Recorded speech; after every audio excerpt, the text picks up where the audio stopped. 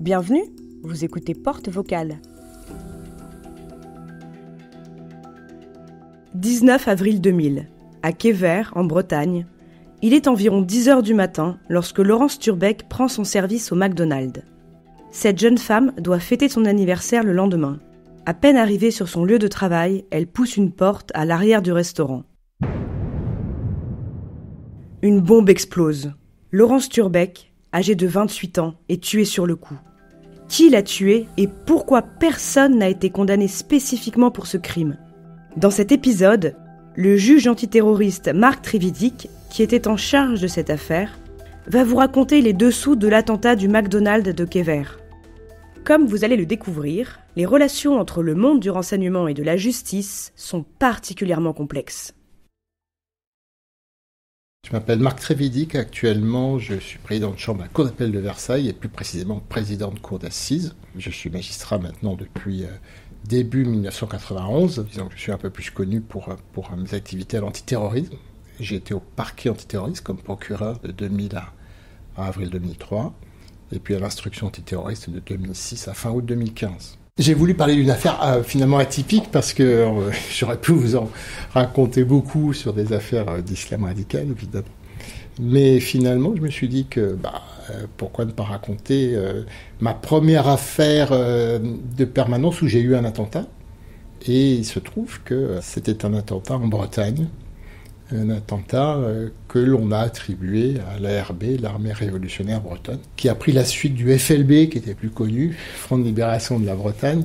Une très triste affaire, puisque Laurence Turbec, une jeune femme, est décédée, et que c'est la première fois qu'on avait une victime, une personne qui décédait dans un attentat autonomiste breton. Mais comme je suis breton, je suis français, hein. Mais bon, je suis moitié breton, moitié basque, j'ai beaucoup d'attaches en Bretagne. C'était assez étonnant que pour ma première permanence, j'ai à me déplacer sur un attentat meurtrier en Bretagne, à Quévert. Quévert, c'est près de Dinan. Hein. Dinan, Dinard, enfin voilà, pas très loin de Saint-Malo également. Et c'était un McDonald's qui était visé.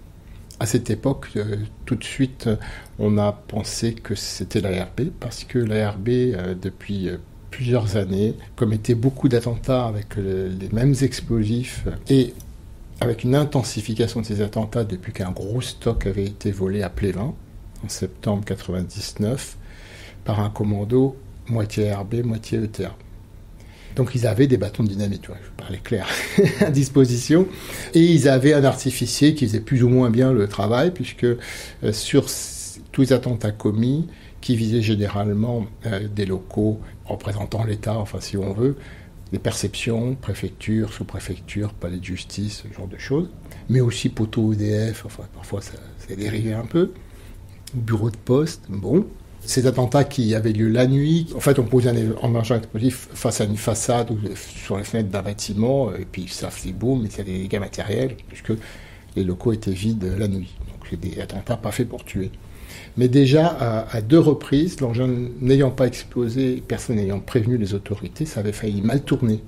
C'est-à-dire, notamment, des enfants, une fois, avaient trouvé l'engin explosif, l'avaient manipulé, ils auraient vraiment pu se faire exploser. Donc on a tout de suite pensé à l'ARB, d'autant plus que l'ARB, en tout cas le mouvement nationaliste breton, avait dénoncé l'implantation des McDonald's en Bretagne. C'est pas les seuls, comme vous savez, pas mal de gens qui s'en sont pris au McDo. Mais bon, généralement, vous savez, dans le terrorisme, c'est toujours à peu près le même schéma. On avait ça en Corse aussi. Vous avez un discours politique de la vitrine légale. Ça annonce souvent des attentats de la branche armée, si vous voulez, donc méfiance. Donc en étant un peu attentif, voilà, on s'est dit, ça doit être l'ARB. Même si l'ARB, dans un communiqué, va nier avoir commis l'attentat de Quévert. Il faut dire qu'il y avait un mort. Alors, ce message de non-revendication, ils avaient donné une indication très intéressante en disant, on a par contre fait une tentative d'attentat contre un McDo à Pornic, le 14 avril. Ça n'a pas marché. On suppose que la DST a dû prendre nos explosifs pour les mettre à Quévert. On a accusé la DST d'avoir fait ça. En fait, le 14 avril, ça avait marché, ça avait fait boum. Une explosion un peu ratée, ça avait brisé quelques vitres, mais il y avait bien un petit cratère avec des débris de bâtons de dynamite. Donc, cette non-revendication était assez significative. puisque ça montrait bien qui ciblait des McDo. Cet attentat ayant eu lieu, c'est pas la dynamite prise par la DST pour la mettre et les accuser faussement de Kever. Bon voilà, c'était du verbiage. Mais c'était un élément intéressant. Alors qu'est-ce qui s'est passé, étant donné qu'évidemment la RB voulait tuer personne, hein. Ce qui s'est passé, c'est que l'artificier avait déjà commis donc à 2 reprises la même erreur. C'était un système de mise à feu assez basique. Vous prenez un réveil, on commençait, il y a l'aiguille des minutes et l'aiguille des heures. Vous plantez un petit clou en bas, par exemple, tout en bas du réveil, et puis vous branchez à l'un des 2 fils électriques, et puis vous branchez l'autre fil à l'aiguille des minutes, et puis quand l'aiguille des minutes va rejoindre en bas le clou, va faire contact, mais là, il se trouve que le fil était trop gros, donc ça ne faisait pas contact bien. Donc ça n'explosait pas, ça allait arriver, s'arrêter juste là sans faire contact. Mais par contre, si quelqu'un manipule après l'engin, ça va faire contact, ça peut faire boum. Et ce qui s'est passé, c'est que l'engin explosif avait été mis à l'arrière du McDo, derrière une porte qui donne sur le local poubelle, en fait. L'endroit où elle mettait les poubelles dehors, en fait, l'employé du McDo. Le matin, elle arrive, elle prend son service, elle ouvre la porte pour mettre des choses dans la poubelle, l'engin est derrière, ça actionne l'explosion. C'est puissant, à tel point que son corps a été projeté chez les voisins. Qu'il restait une jambe, parce qu'il a été sectionné complètement une jambe, enfin c'était pas beau. Donc on a fait l'autopsie, on a retrouvé les mêmes débris de orange, hein, qui sont l'emballage en fait, des bâtons de dynamite. Ça correspondait tout à fait à l'explosif dérobé à Plévin. Alors ça a été évidemment très, très, très curieux pour moi. Hein. Je n'étais pas venu antiterrorisme en imaginant une seule seconde, et puis personne n'imaginait d'ailleurs, que mon premier décès dans l'antiterrorisme soit une jeune Bretonne, je dirais, qui a été victime avant tout d'un terrorisme, c'est-à-dire Chouchen. Pourquoi j'appelle ça comme ça ? Parce que, en fait, logiquement, les auteurs sont censés rester la nuit et puis téléphoner à la police ou au pompier ou n'importe qui si ça n'a pas explosé à 3h du matin comme prévu. Sauf que grosso modo, ce que j'ai pu voir des gens qui traînaient dans le dossier, c'est plus des gens aller boire un coup et puis oublier qu'ils ont déposé un engin explosif, quoi. Donc voilà, de l'amateurisme qui a coûté la vie de cette jeune femme. Alors, évidemment, c'est du terrorisme, mais c'était avant tout un mouvement qui s'en prenait aux biens et non pas aux personnes. Il faut savoir que la définition française du terrorisme est très large par rapport à certains pays. C'est-à-dire que nous, on peut qualifier de terrorisme, y compris les atteintes aux biens. Bon, il faut faire attention quand même, puisque il ne s'agirait pas que les atteintes aux biens mineurs puissent être qualifiées de terrorisme. Il faut quand même que ça terrorise le terrorisme. Bon, là, on avait un groupe qui faisait traditionnellement que des atteintes aux biens, et donc qui a été choqué lui-même, finalement, par la mort de Laurence Turbec, à tel point que des gens de l'ARB ont appelé à la dissolution de l'ARB, que Denis Rioux, qui était en prison, a indiqué à Gilberti, le juge d'instruction qui a été en charge de ce dossier, la façon de récupérer les explosifs de Plévin, que l'ARB avait encore en sa possession. Il les a restitués. Donc il a restitué tout le stock qui restait. Donc ça a été un désarmement total par l'ARB de son arsenal, et il n'y a plus jamais eu d'attentat autonomiste breton depuis cet attentat qui était du 19 avril 2000.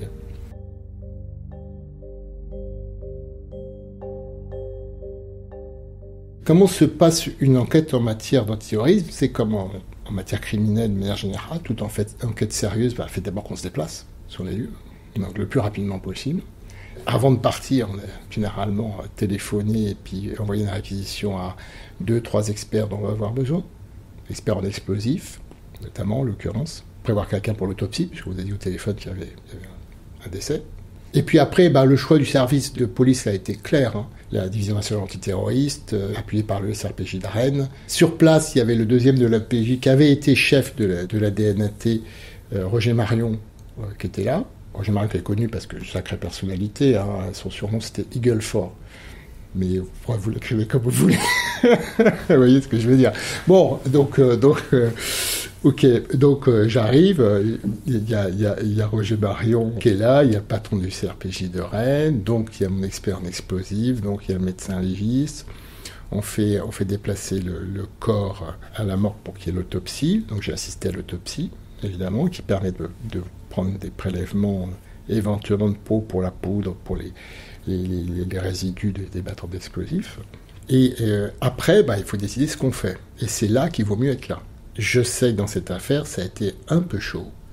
Car là, il faut comprendre aussi que c'est tout un historique, les relations parquet antiterroriste, service antiterroriste. Roger Marion avait eu en Corse des méthodes un peu qui ont parfois porté leurs fruits, mais un peu je secoue le cocotier. C'est-à-dire, il y a un attentat, j'interpelle 250 personnes, et puis on voit bien ce qu'on en sort parmi les milieux nationaux. Il avait déjà un peu sa liste pour les... Et donc moi, j'ai eu plusieurs fois Natillac, le procureur de Paris, au téléphone. Moi, je n'étais pas du tout pour ça. Vous voyez, une enquête traditionnelle, on n'interpelle pas tout le monde tout de suite, et on va essayer de travailler doucement. Je ne crois pas du tout en matière d'antiterrorisme. On fait une rafle et on espère que les perquises et tout ça vont donner quelque chose. Je ne pense pas que ça marche comme ça. C'est pas ce qui est le plus efficace pour moi. Mais bon, ça peut, de temps en temps, c'est compter sur la chance plutôt que le boulot, si vous voulez. Mais par contre, évidemment, comme il y a eu plusieurs attentats déjà, dans les autres dossiers, on avait des suspects, des gens qui étaient sur écoute téléphonique. Oui, le terrorisme, c'est pas juste un attentat à un moment donné. Quand il y a un attentat, on a des gens déjà qu'on suspecte d'avoir commis des autres attentats avant avec le même matériel et donc qui sont déjà en partie sous surveillance. Donc il faut voir ce que ça a donné, les filatures, les écoutes, s'il y a des choses qui vont être intéressantes. Et il y a eu certains éléments qui sont ressortis, qui ont permis de faire des rapprochements. Alors, vous savez qu'il y a des choses qui sont faites par les services de renseignement eux-mêmes et qu'on ne peut pas utiliser judiciairement. Il peut y avoir des écoutes administratives, par exemple, pas judiciaires. Et ces choses-là ne peuvent pas légalement être reversées dans un dossier judiciaire. Prenons un exemple. Là, aujourd'hui, il y a la loi sur le renseignement. Avant, il n'y avait pas, c'était complètement illégal. Jusqu'à la loi de 2015. Mais c'est le même problème. La loi sur renseignement va dire un service de renseignement peut mettre un micro dans un plafond ou mettre sur écoute une ligne téléphonique à titre de renseignement. C'est des activités classifiées en plus, les activités de renseignement. Théoriquement, elles sont secrètes.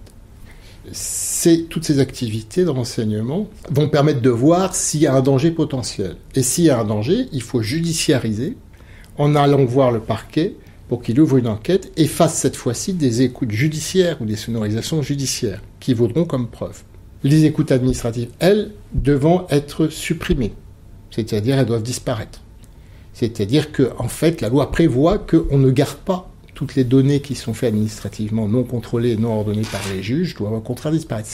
Alors qu'au judiciaire, au contraire, toute preuve doit pouvoir être gardée, saisie, pour pouvoir, dans le procès, être produite, contestée par les avocats qui vont vouloir écouter les retranscriptions, vérifier que les retranscriptions sont bonnes. C'est deux philosophies complètement séparées. Le renseignement sert à prévenir, détecter une menace, pour après aller vers le judiciaire.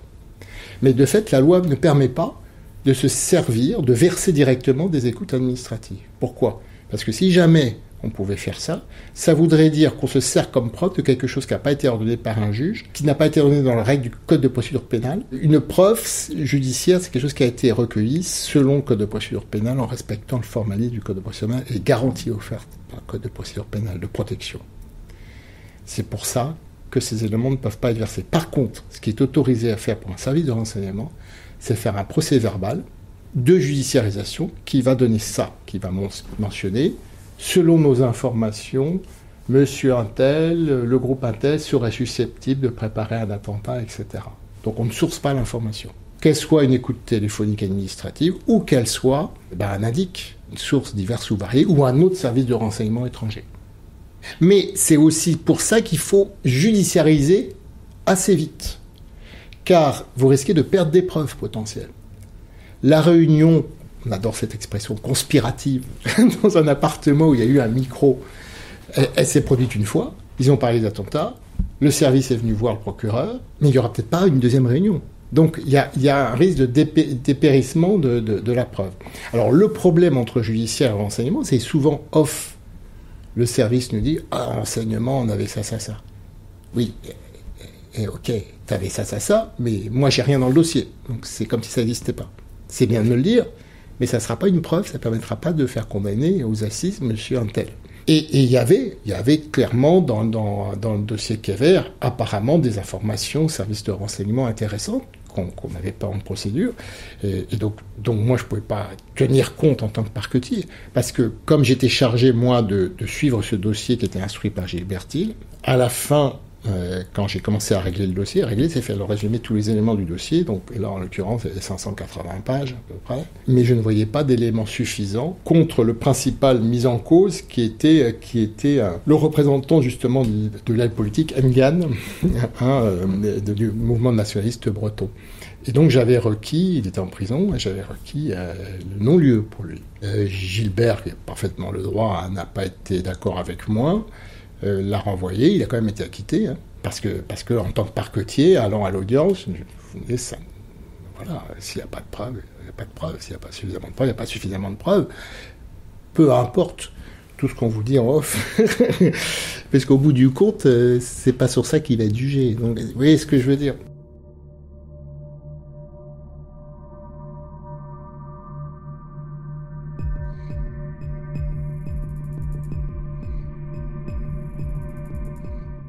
Qui a concrètement fait cet attentat?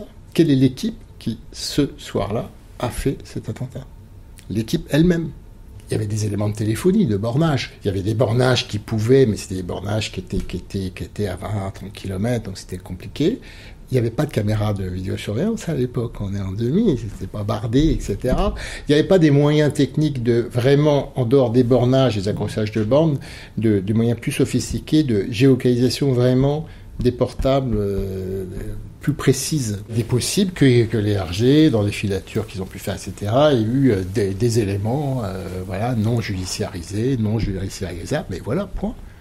Il est aussi possible qu'ils aient aussi essayé d'enfumer Gilbert en lui disant des choses pas exactes, j'en sais rien. Cette affaire est passée aux assises, que ce soit première instance ou appel, il y a eu acquittement sur justement la mort de Laurence Turbec, enfin la responsable de la mort de Laurence Turbec, et puis des confirmations de condamnation sur les associations de malfaiteurs. Ouais. Il y a ce qu'on appelle les gens qui sont interpellés pour l'association de malfaiteurs, des gens qui ont été interpellés pour complicité dans l'attentat, et puis des gens qu'on a suspecté d'avoir commis l'attentat lui-même. Et en fait, aucune des personnes suspectées et renvoyées aux assises pour avoir commis l'attentat n'a été condamnée. Par contre, notamment la personne d'Mgane ont été condamnés pour association de malfaiteurs, puisque on avait regroupé, au bout du compte, en accord avec Gilbert Thiel, une quarantaine d'attentats de l'ARB, de 93 à 2000, avec l'attentat de Kéver, parce qu'il y avait des éléments qui montraient la participation à l'ARB, le fait d'être membre de l'ARB, de pas mal des gens accusés. Ce qui a permis d'avoir une roue de secours et d'avoir des condamnations pour l'association de malfaiteurs, même si on n'a pas eu pour l'attentat de Kéver, notamment l'artificier, enfin celui qui faisait les engins explosifs, qui avait reconnu d'ailleurs. Et le problème, c'est que c'est pas parce que vous fabriquez un engin explosif que vous pouvez être mis comme complice d'un assassinat, puisque au départ, vous le faites pour des dégâts matériels. L'élément intentionnel doit exister chez le complice aussi. On l'oublie beaucoup parce qu'aujourd'hui, on a tendance, surtout depuis les attentats de novembre 2015, à un peu poursuivre tout le monde au maximum. On l'a vu avec les mineurs poursuivis dans le procès Samuel Paty. Au début, on leur poursuivait pour compléter l'assassinat parce qu'ils avaient indiqué séduit le prof, etc. Mais il faut quand même prouver qu'ils savent, en faisant ça, que l'auteur va tuer. Ce qui n'était pas le cas. Il ne faut pas oublier une infraction pénale, ce que c'est, qu'il y a une rigueur du droit pénal, un élément matériel, c'est le fait que j'aide, par exemple, quelqu'un en disant oui, c'est lui le prof, mais un élément intentionnel, je le fais en sachant qu'il va le tuer. Et ça, généralement, et il y a pas mal dans les dossiers de terrorisme, des gens qui vont prêter leur passeport, leur bagnole, c'est pas pour ça qu'ils savent exactement ce que la personne, avec la voiture, va aller à Paris, va mitrailler une terrasse de café, vous voyez. Si vous volez des armes, et même si vous vendez des armes, on ne peut pas vous reprocher le meurtre qui a été commis avec une arme. C'est ça le droit. Et alors vous pourriez très bien, on pourrait avoir un autre système légal, en disant le trafiquant d'armes, on va lui dire qu'il est responsable de n'importe quel meurtre, assassinat fait avec les armes qu'il vend. C'est pas le droit, c'est pas ça le droit. Moi, quand j'étais à Lille, à un moment donné, je faisais surtout des affaires familiales, mais après l'antiterrorisme, on m'a donné à juger le trafic d'armes la filière Herman, c'était des gens du Nord, qui rematérialisaient des armes et qui les vendaient. Et j'ai jugé Herman et 8 autres personnes. 5 des armes vendues par Herman ont atterri dans les mains de Koulibaly, qui sont des serviers hyper-cachers. Il n'a pas été poursuivi en terrorisme, il n'a pas été poursuivi pour complicité d'assassinat. Il a été poursuivi pour trafic d'armes. Oui, parce qu'il n'y a pas l'élément intentionnel. Ils vendent des armes, ils se foutent de savoir ce que les gens vont en faire. D'accord ? Donc c'est grave. Mais il n'y a pas l'élément intentionnel de tuer telle ou telle personne. C'est le droit pénal.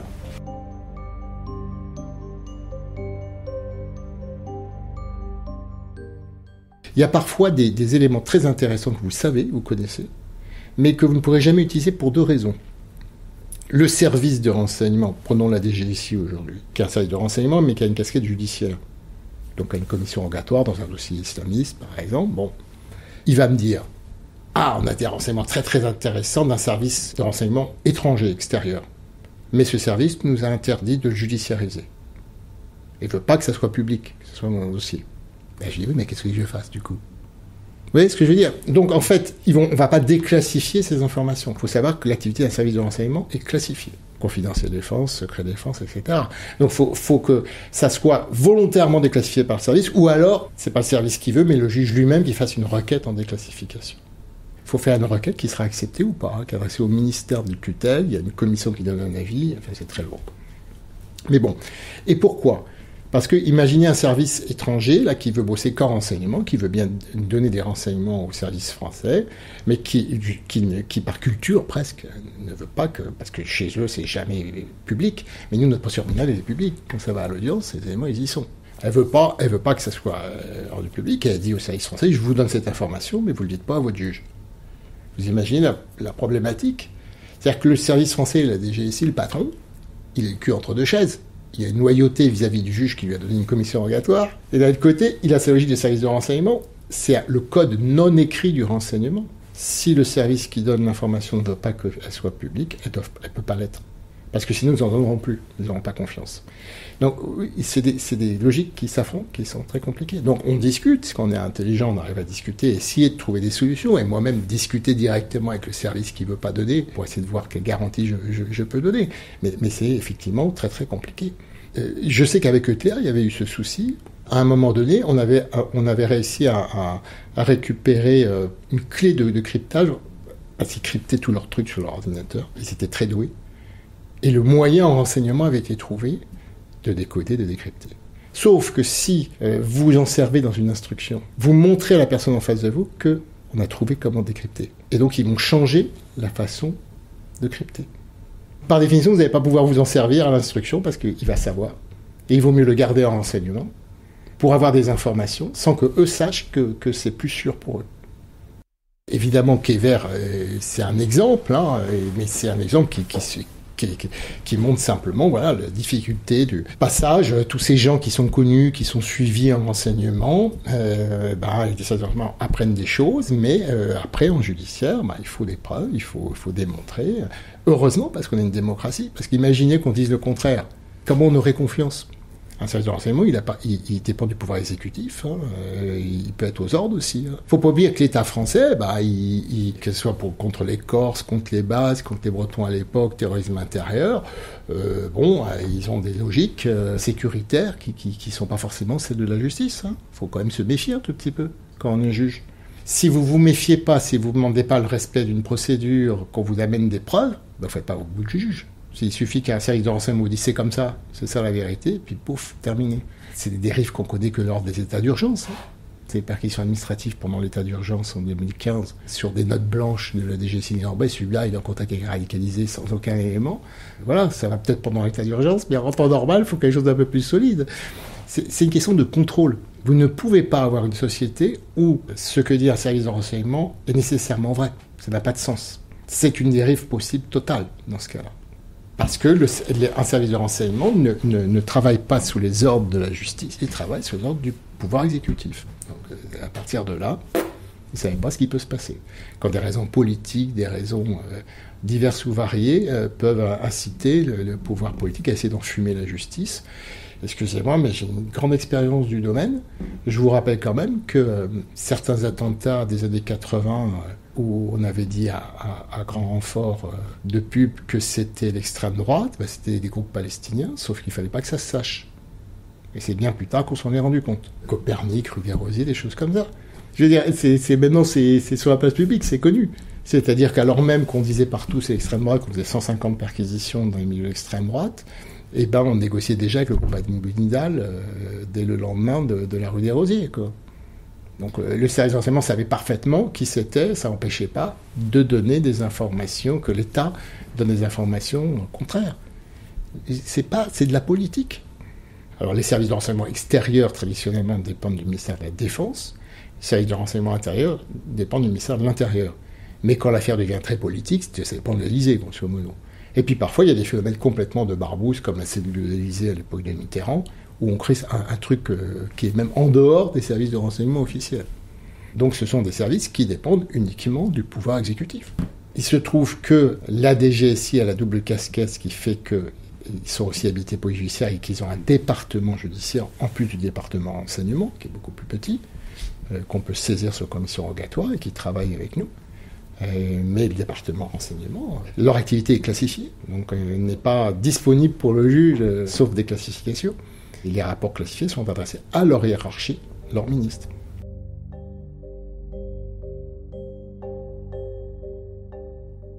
Un service de renseignement ne fait pas une activité de police judiciaire. Il récolte des informations de différentes natures. Alors, les RG, avant, maintenant, la DGSI, quand c'est à l'intérieur, ça peut être sur une manif qui se prépare, profil de tel syndicaliste, de tel politique, tout et n'importe quoi. Et tout ça, ça ne concerne pas la justice du tout. Il n'y a pas d'infraction pénale particulière, il n'y a rien.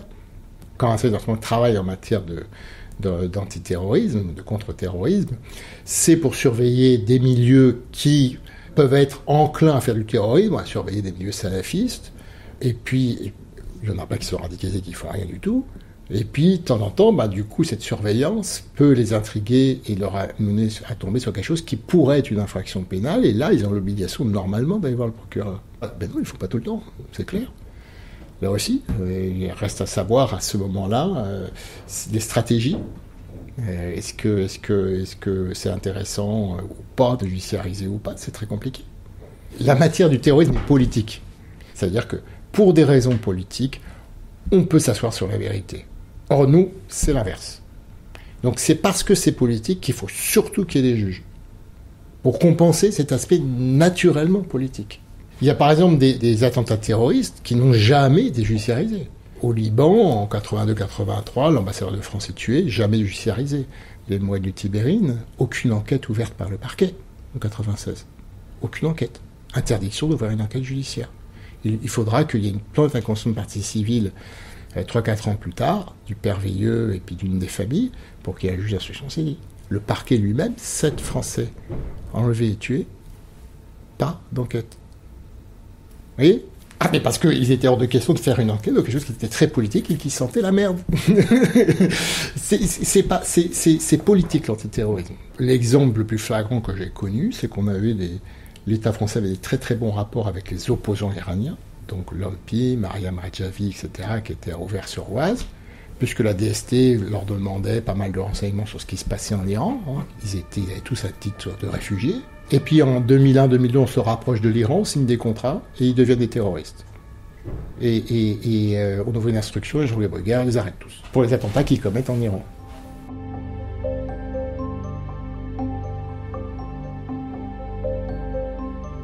Les gens ont une vue de ce qu'est le terrorisme qui est complètement déviée à cause de ce qui s'est passé avec l'État islamique. D'abord parce que pour eux, le terrorisme égale l'islam radical, point, maintenant c'est fini. Non, l'histoire du terrorisme est beaucoup plus complexe que ça. Et c'est pour ça qu'il faut se méfier de l'empilement des lois d'exception, car si dans 10-15 ans, on peut poursuivre n'importe qui pour terrorisme et utiliser des moyens extraordinaires d'enquête ou autres, eh ben on peut avoir un État qui ne sera plus vraiment démocratique, qui décidera que tel ou tel groupe d'opposition, les gilets jaunes, c'est des terroristes. Allez, on va utiliser la législation antiterroriste. Pourquoi pas? Ouais. Quand vous entendez Poutine dire les Ukrainiens c'est des terroristes quand ils envoient un missile, nous on croit en démocratie qu'on y sera toute notre vie. C'est strictement rien. Je dis simplement qu'il faut protéger, il ne faut pas avoir des lois trop d'exception, des systèmes trop exceptionnels en matière de terrorisme, parce qu'on ne sait pas contre qui ça va être utilisé dans 10, 15 ans. Elle ne disparaît jamais, cette loi, elle reste.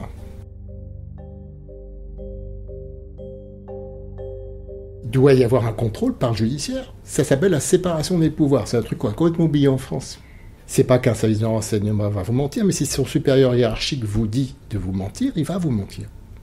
Et au nom de la raison d'État, au nom de tout ce qu'on voudra, enfin à la bon dos, regardez Gilberti. Il a pour des années, il a lutté contre le terrorisme corse. Mais il n'a qu'à lui demander. Il a passé son temps à être confronté aux variations politiques. On est en janvier, c'est des grands méchants. Ah, on est en juillet? Non, allez, on négocie là avec les Corses, donc on va faire une grande cérémonie, ils vont tous venir avec leur calache et on va faire la paix. Non, mais je veux dire, c'est vrai, on poursuit plus selon les négociations, etc. Et au nom de la raison d'État, mais il n'y a aucune logique dans ce qu'ils faisaient sur le terrorisme corse, l'État. On a une définition du terrorisme, on est censé ne pas se faire manipuler et qualifier de terrorisme qui doit être qualifié de terrorisme, ne pas qualifier de terrorisme qui n'est pas qualifié de terrorisme, analyser les preuves sans pression. S'il n'y en a pas assez, il n'y en a pas assez. Même si l'opinion publique est vent debout parce qu'il y a eu un attentat, etc., ça n'excuse pas le fait de mettre n'importe qui en prison. C'est ça le rôle d'un juge. Si vous avez un attentat, allez, on est 13 novembre 2015, on vous arrête des gens, on vous les balance devant vous. Vous lisez, il y en a un là, il n'y a aucun élément contre lui. Il faut avoir le courage de le mettre dehors, parce que sinon vous ne servez à rien. Vous n'êtes pas là d'une caisse enregistreuse, si vous voulez. Hein, même si l'opinion publique est vent debout, etc., il faut faire une analyse sereine. C'est le boulot très dur, mais très honorable d'un juge. C'est ça le truc. C'est logique de subir la pression, d'avoir ces problèmes-là, mais la loi vous demande justement d'être étanche à ça, quoi. Hein. C'est plus facile à dire qu'à faire. Alors là, ça c'est clair. Être un bon juge, c'est quelqu'un qui est capable de dire non.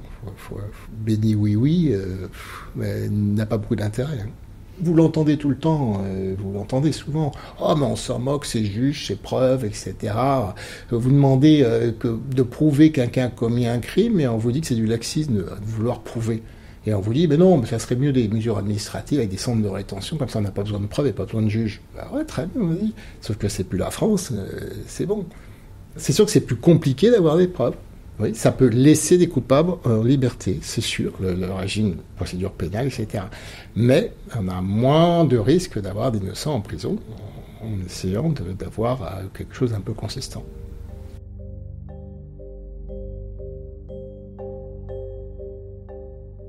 L'attentat de Kéver, finalement, c'est du terrorisme finalement de bas étage, et c'est du terrorisme bête, c'est de la bêtise, quoi. Enfin, du non-professionnalisme et de la bêtise. Voilà, ça montre que de toute façon, il ne faut pas se servir de moyens dangereux pour autrui pour exprimer ses opinions. Que même quand on ne veut pas tuer, on peut tuer, c'est ce qui s'est passé. Et d'ailleurs, ce qui est très intéressant, avec le recul, et ce qui permet de dire qu'il y a d'autres moyens que le terrorisme, en tout cas si on veut arriver à faire survivre une culture, c'est que la culture bretonne, elle se porte très bien, que depuis que la RB fait plus d'attentats, il y a une revendication culturelle qui a porté ses fruits. On voit, il y a qu'à aller en Bretagne en vacances pour voir les défilés, les fest-noz, etc. Il y a plein de tourisme, ça s'est beaucoup ouvert au contraire. Et il n'y a aucun problème là-dessus. Et voilà, l'identité bretonne est bien affirmée, sans qu'il y ait besoin du tout de mettre une bombe par-ci par-là. Donc il y a évidemment des moyens pour sauvegarder une culture. Le cinéma, le théâtre, l'écriture, les concerts, la musique, enfin, tout ce qui fait la culture. C'est la fin de cet épisode. Merci d'avoir écouté Porte Vocale. Pour ne rater aucun épisode de Porte Vocale, rendez-vous sur les plateformes de streaming audio ou sur notre site internet portevocale.fr. À bientôt!